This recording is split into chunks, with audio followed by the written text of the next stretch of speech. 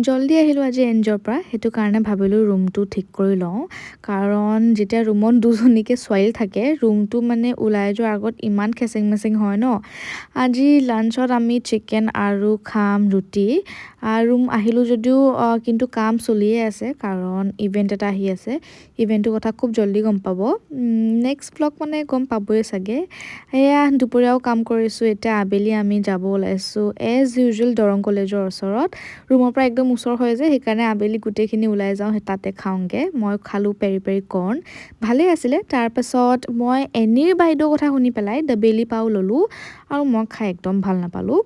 কিন্তু তাই ভাল পাইছে দেই চবৰে টেষ্ট বাডছ বেলেগো থাকে পিছে ইমানো বেয়া নহয় কিন্তু মই ঠিক ঠাকেই পালোঁ আৰু ইমান ভাল নাপালোঁ তাৰপিছত আইচক্ৰীম খালোঁ ৰুম আহি গোটেইখিনি আকৌ কাম কৰিলোঁ যিহেতু ইভেণ্টটো একদম ওচৰত আহিয়ে আছে তাৰপিছত আকৌ চিকেন বনালোঁ আজি দিনতো চিকেন খাইছোঁ ৰাতিও চিকেন খাইছোঁ কাৰণ চিকেনটো বনালে কি হয় যে এটা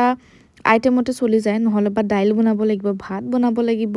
আকৌ এক্সট্ৰাকৈ চব্জি থাকিবই সেইটো কাৰণে ভেজ আমি প্ৰেফাৰ নকৰোঁৱেই ৰাতি ভোক লগা দেখি পেলাই এয়া চিপছ আৰু এইটো